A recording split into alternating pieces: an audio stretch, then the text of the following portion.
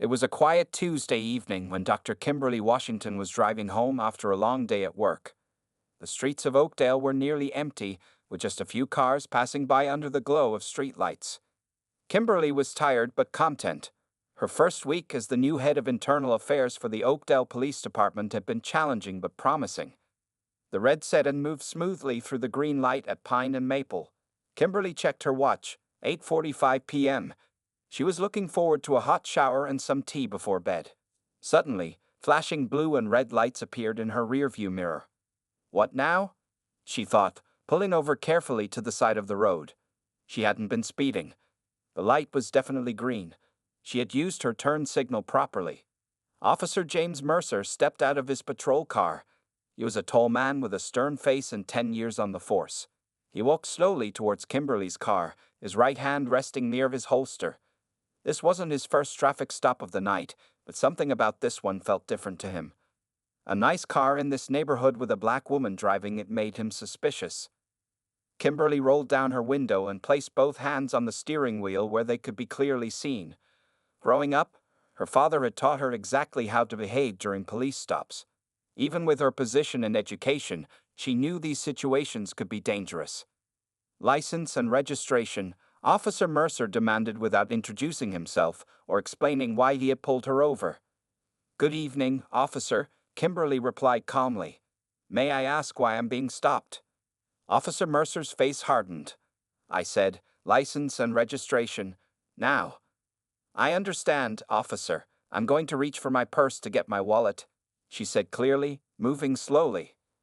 "Just hurry up," he snapped. "You people always want to make things complicated." Kimberly felt her heart beat faster, but her face remained calm. She handed over her license and registration without comment. Officer Mercer snatched the documents and glanced at them. "So what are you doing in this neighborhood? Don't see many of you around here."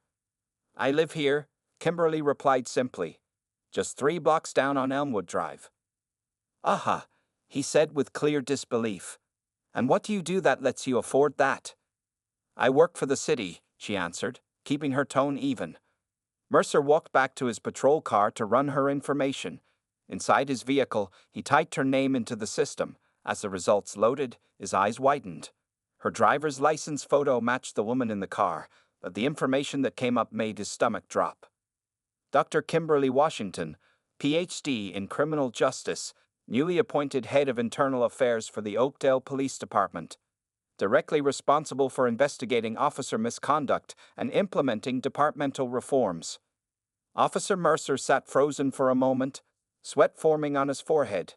He had just racially profiled his new boss, the person who could end his career. He walked back to Kimberly's car, his posture completely changed. His voice was suddenly polite, even friendly. "Everything looks fine here, Dr. Washington. Sorry for the inconvenience. You're free to go." Kimberly took her documents back and looked directly into his eyes. "Thank you, Officer Mercer," she said, reading his name tag. "I'll see you at the department tomorrow." As she drove away, Kimberly's mind was already planning. This stop wasn't just about her. It represented a problem she had been hired to fix, and Officer James Mercer had just given her the perfect place to start. The next morning came quickly. Kimberly woke up at 5:30 a.m., her mind still replaying the traffic stop from the night before. As she got ready for work, she thought about Officer Mercer's face when he realized who she was. The memory wasn't satisfying, it was troubling. At 7:45 a.m., Kimberly walked into the Oakdale Police Department headquarters. The building was busy with officers changing shifts. Some nodded politely as she passed. Others looked away. Word had already spread about what happened. "Good morning, Dr. Washington," said Maria, her assistant. "Your coffee is on your desk, and Chief Roberts wants to see you at 9. "Thank you, Maria. Any messages?" "Yes, Officer Mercer called. He wants to speak with you. He said it's important." Kimberly nodded. "Tell them I'll see him at 8:30. In her office, Kimberly turned on her computer and entered her password. She had been given this job to bring change to a department with problems. Last night showed her exactly how real those problems were. She typed Officer James Mercer into the personnel database. His file appeared on the screen with his photo, 10 years on the force, 2 commendations for bravery, and something else that caught her eye, 6 civilian complaints in the past 3 years, all from minority drivers. Each complaint had been marked resolved with no disciplinary action. At exactly 8:30, there was a knock on her door. "Come in," Kimberly called. Officer Mercer entered, looking uncomfortable in his uniform. His confidence from last night was gone. He stood awkwardly in front of her desk. "Please sit down, Officer Mercer," Kimberly said, gesturing to the chair across from her desk. "Dr. Washington, about last night," he began. "I want to apologize. I didn't know who you were and—" Kimberly raised her hand to stop him. "That's exactly the problem, isn't it? You shouldn't treat anyone the way you treated me last night, regardless of who they are." Mercer shifted in his seat. "With all due respect, ma'am, these streets can be dangerous. I was just being cautious." "Cautious?" Kimberly opened a folder on her desk. "I was driving 5 miles under the speed limit. The light was green. My registration and insurance are current. What exactly made me seem dangerous to you, Officer Mercer?" He didn't answer, but his face flushed red. "I've reviewed your record this morning," she continued. 6 complaints in 3 years from minority drivers. All dismissed. That's a pattern, Officer Mercer. "Those complaints were investigated and cleared," he said defensively. "Were they?" Kimberly asked. "Because I've also reviewed those investigations. They were barely investigations at all. Your fellow officers took your word over the civilians every time." Officer Mercer's jaw tightened. "So what happens now? You're going to fire me because I didn't recognize you?" "No," Kimberly said firmly. "I'm not going to fire you because you didn't recognize me. But what happens next depends on you." She stood up and walked to the window overlooking the city they both served. "I'm starting a department-wide review of traffic stops. We'll be looking at patterns, body camera footage, and complaint records. We'll implement new training and accountability measures." Turning back to face him, she continued, "Officer Mercer, you can fight this change or you can be part of it. Your choice will determine your future here." "Are you threatening me?" he asked, his voice low. "No, I'm offering you a chance to be better, to help make this department better." She sat back down and looked him in the eyes. "What happened last night wasn't just about me. It happens to people in this city every day. People without my position or power." Officer Mercer was silent for a long moment. Then he asked, "What do you want from me?" "The truth," Kimberly replied. "Starting with why you really pulled me over last night." The silence in Kimberly's office felt heavy. Officer Mercer looked at the floor, the wall, anywhere but at her. Finally, he took a deep breath. "I saw a black woman driving an expensive car in an upscale neighborhood late at night," he admitted. "It seemed out of place to me." Kimberly nodded, not surprised but disappointed. "Thank you for your honesty. That's where we need to start." The conversation was interrupted by a knock on the door. Chief Roberts, a gray-haired man with 30 years on the force, entered without waiting for a response. "Dr. Washington, I heard about last night's incident," he said, glancing at Mercer. "Officer, give us the room." Mercer stood quickly. "Yes, sir." He left without looking at Kimberly. Chief Roberts closed the door and sat down. "Kimberly, I want to apologize for what happened. Mercer is a good officer who made a mistake." "With respect, Chief, the data suggests it wasn't just a mistake. It's a pattern," Kimberly replied, sliding Mercer's file across the desk. The chief barely glanced at it. "We've investigated those complaints. Nothing came of them." "Nothing came of them because no one wanted anything to come of them," Kimberly countered. "That's why I'm here, remember? The mayor and city council hired me to address exactly these issues." Chief Roberts leaned forward. "Look, I understand you're upset about being profiled. But turning this into a crusade against a respected officer won't help department morale." "This isn't about morale," Kimberly said firmly. "It's about justice and public safety. When officers make stops based on race rather than behavior, they waste resources and destroy community trust." "You've been here a week," the chief said with a dismissive wave.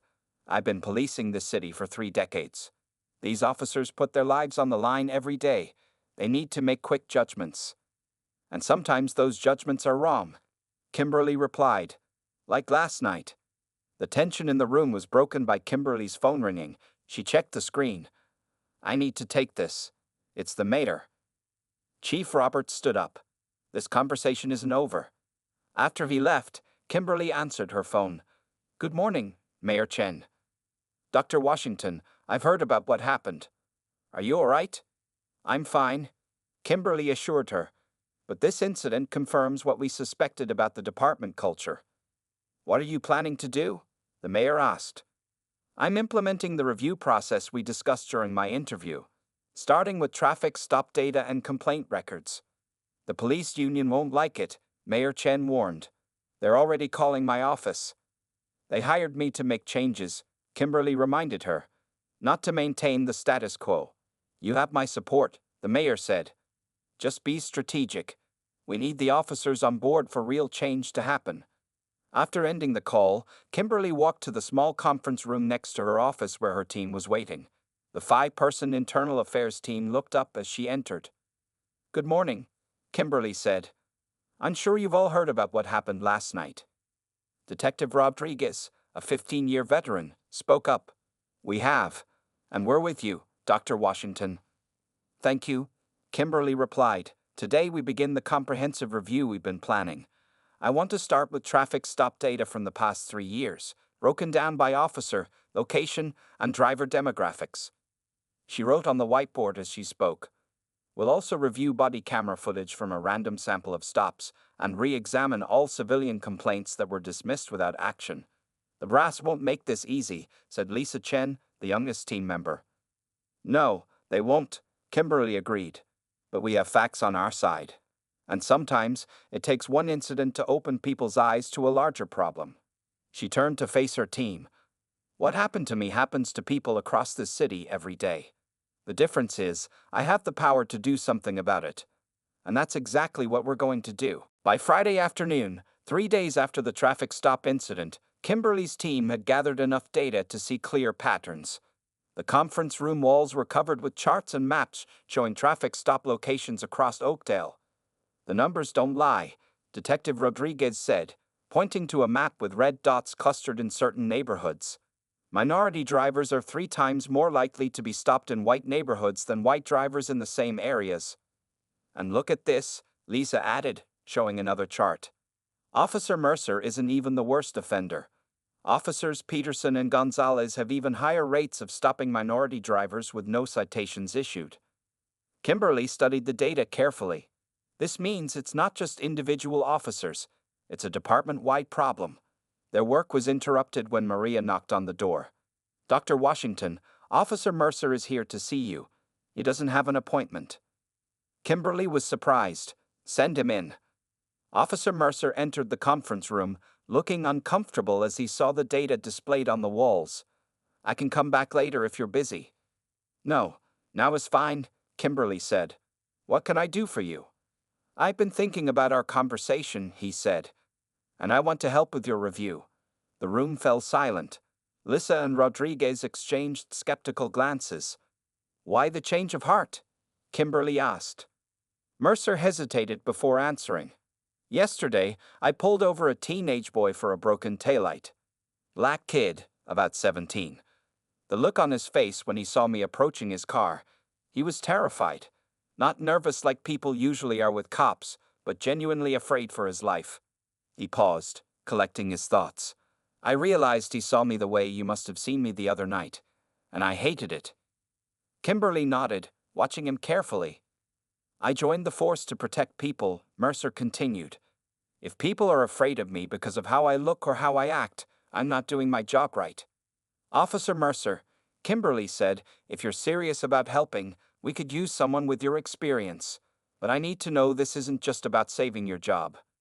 It started that way, he admitted honestly. But not anymore. I want to be part of the solution. Before Kimberly could respond, her phone buzzed with a text from Chief Roberts. Police union meeting in 10 minutes. They're calling for your removal. Kimberly looked up at her team. The union's making their move. I need to go meet with them. I'm coming with you, Mercer said unexpectedly. Are you sure? The union president is your friend, isn't he? Yes, Mercer nodded. Which is why I need to be there. 10 minutes later, Kimberly and Officer Mercer walked into a room filled with angry faces. Union President Mike Hargrove, a 25-year veteran with a reputation for protecting officers at all costs, stood at the front. Dr. Washington, Hargrove said coldly, "We're discussing a vote of no confidence against your leadership." "On what grounds?" Kimberly asked calmly. "You've been here 1 week, and you're already conducting a witch hunt against good officers based on your personal vendetta." "This isn't a vendetta," Kimberly replied. "It's a data-driven review that was planned before I even started this job." "Data can be manipulated," Hargrove shot back. "You're just looking for excuses to punish officers for doing their jobs." Officer Mercer stepped forward. "Mike, she's not wrong about the stops." The room went quiet. Hargrove looked shocked. "James, what are you doing?" "I'm telling the truth," Mercer said. "We do treat some people differently. I never saw it clearly until it happened to someone who could call me on it." "You're taking her side?" another officer asked angrily. "I'm taking the side of doing our jobs better," Mercer replied. "Dr. Washington isn't trying to get us fired.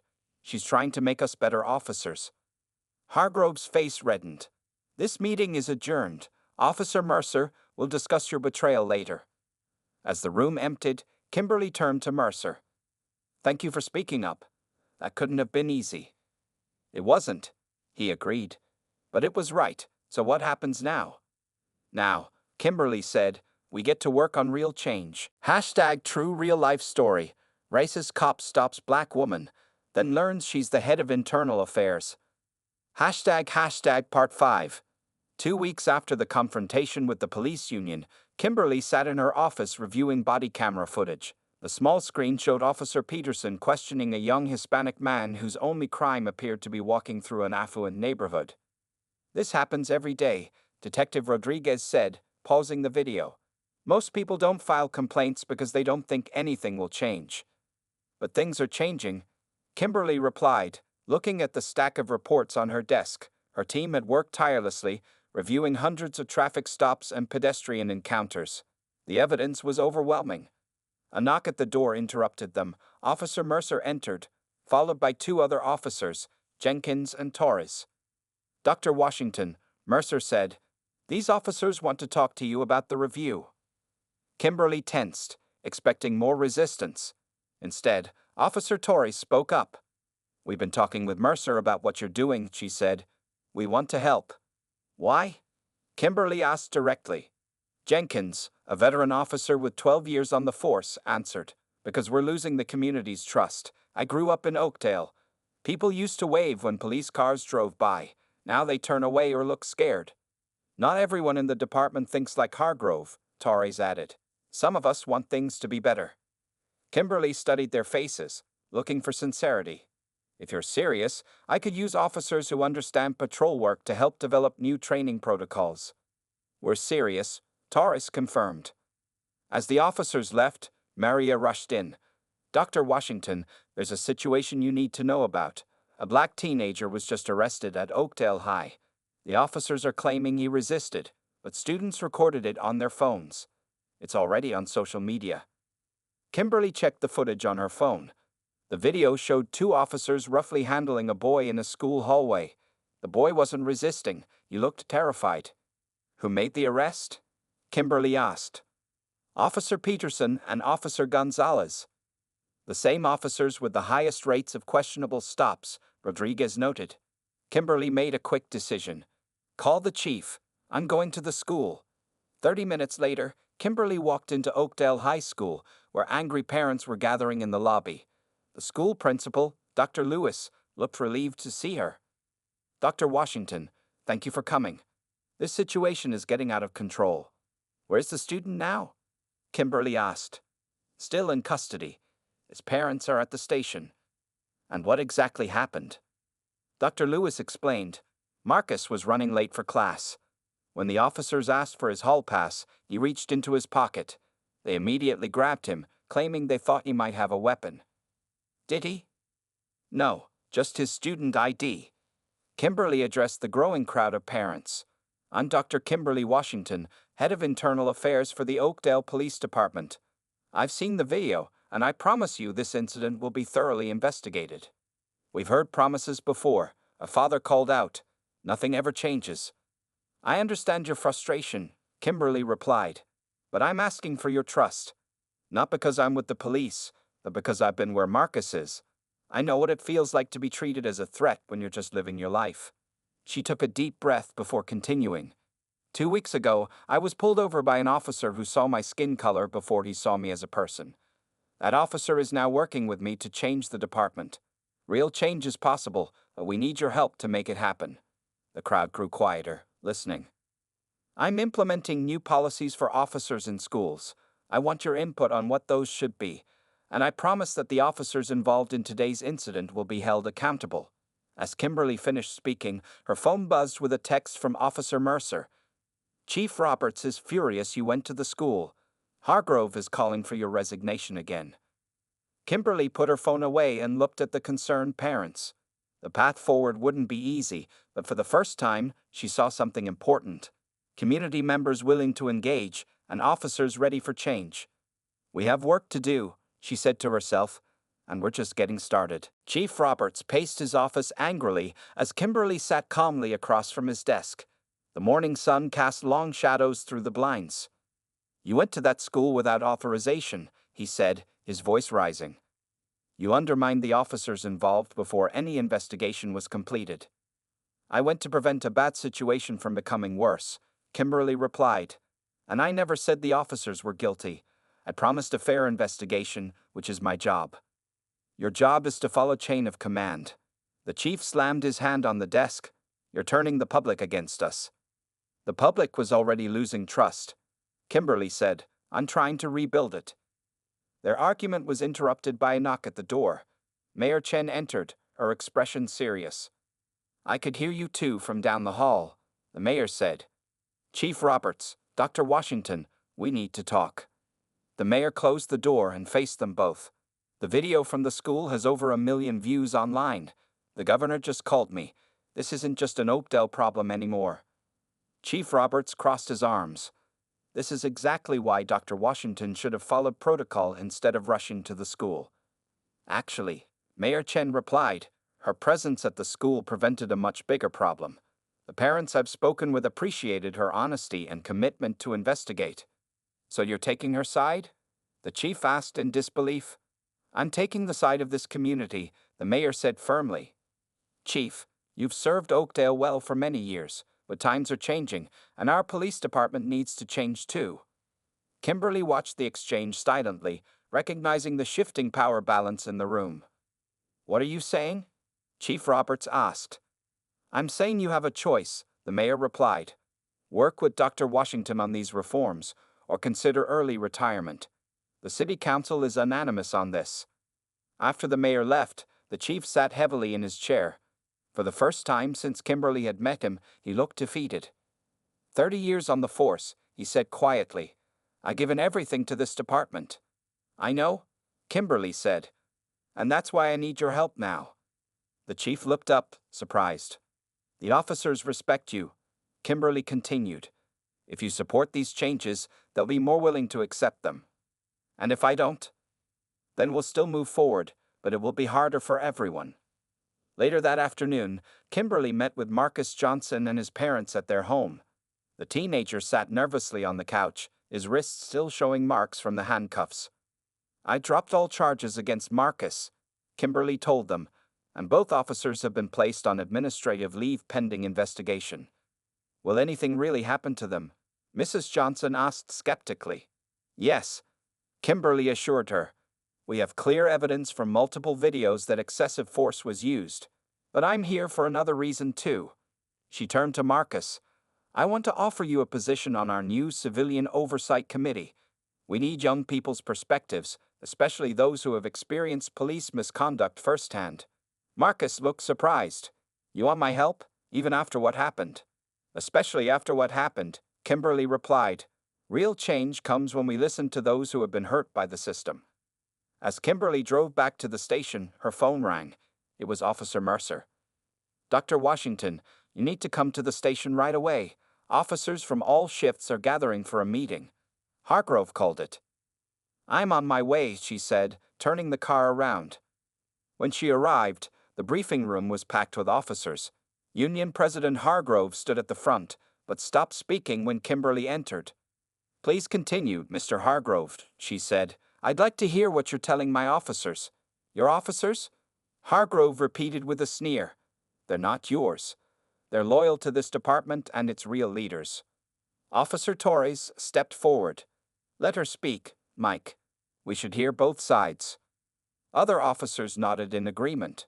The room had changed since the last confrontation. More officers were willing to listen now. Kimberly walked to the front of the room and faced the gathered officers. This was the moment that would determine whether real change was possible. The room fell silent as Kimberly stood before the officers. Faces both hostile and curious watched her. She took a deep breath before speaking. I know many of you don't trust me, she began. You see me as an outsider who doesn't understand what you face on the streets every day. Several officers nodded in agreement. You're right that I've never worn a uniform or answered a domestic violence call at 3 a.m. I've never had to make split-second decisions that could mean life or death. Hargrove crossed his arms, surprised by her admission. But I do understand something important, Kimberly continued. I understand that this department is failing both its officers and its community. A murmur ran through the room. The data doesn't lie. Our current approach is creating fear instead of safety. When officers make stops based on race rather than behavior, they waste resources chasing imaginary threats while real criminals go free. She pointed to a chart one of her team members had quickly set up. In the past year, over 2,000 stops of minority drivers resulted in no citations or arrests. That's 2,000 times you could have been responding to real emergencies instead. Officer Peterson called out, So now we're not supposed to use our instincts? That's how officers get killed. Instincts are valuable, Kimberly agreed. But sometimes what we think are instincts are actually biases. That doesn't make you bad people. It makes you human. The problem comes when we refuse to examine those biases. Officer Mercer stepped forward.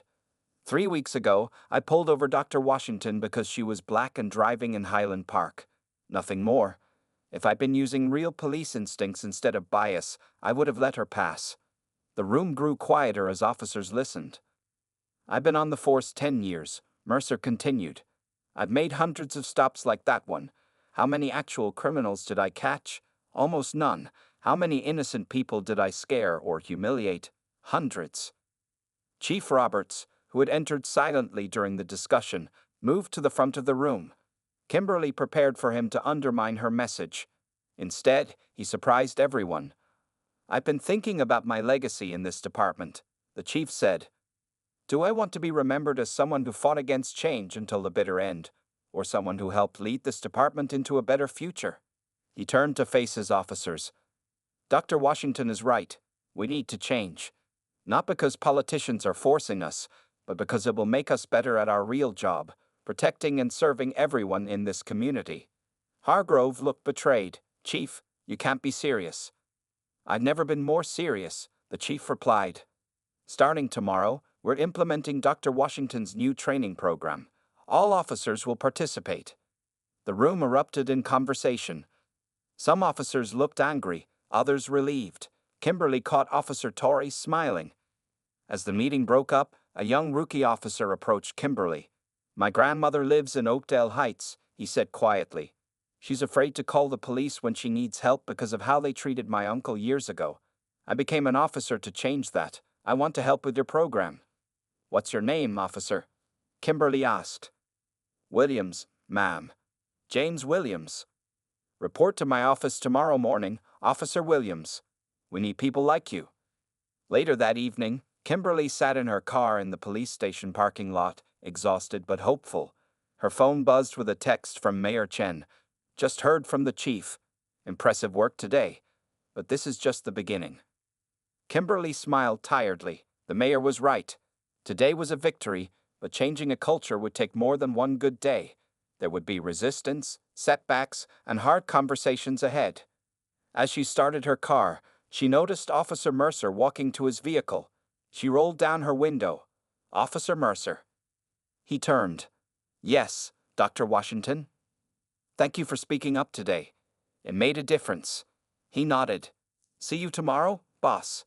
We have work to do. 6 months later, Kimberly stood at a podium in City Hall. The room was filled with community members, officers, and media. Mayor Chen sat beside her, along with Chief Roberts and several community leaders. Today, we mark an important milestone for the Oakdale Police Department, Kimberly began. The first graduating class of our new community-oriented policing program has completed their training. 20 officers in full uniform stood at attention along the wall. Officer Mercer was among them, now serving as one of the program's lead trainers.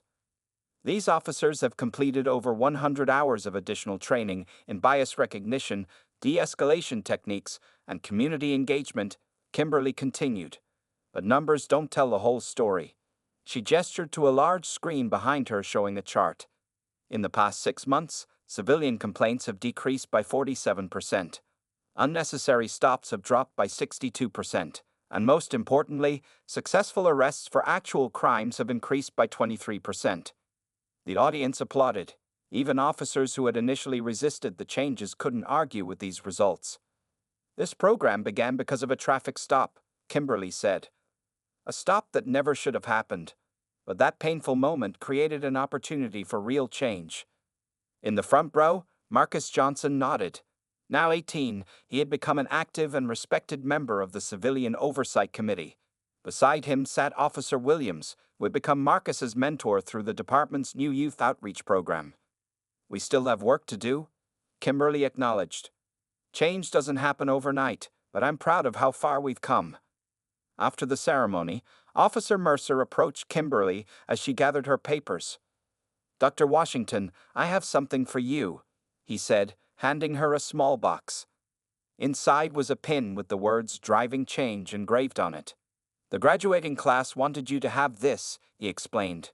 We had them made for ourselves, but you deserved the first one. Thank you, Kimberly said, genuinely touched. How do you feel about the changes so far? Mercer thought for a moment.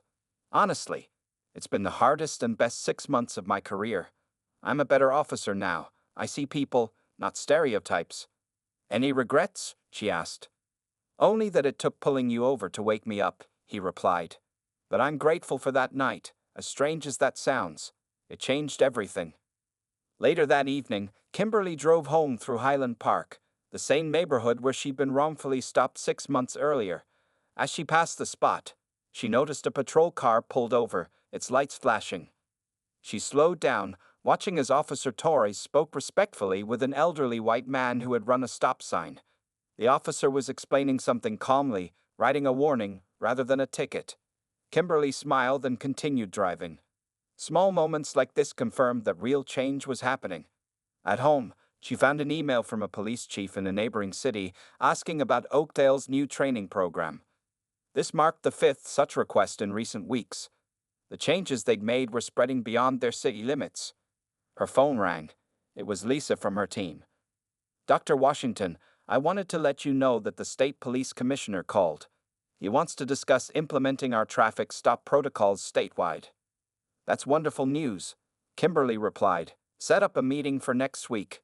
After hanging up, Kimberly walked to her window and looked out at the city lights.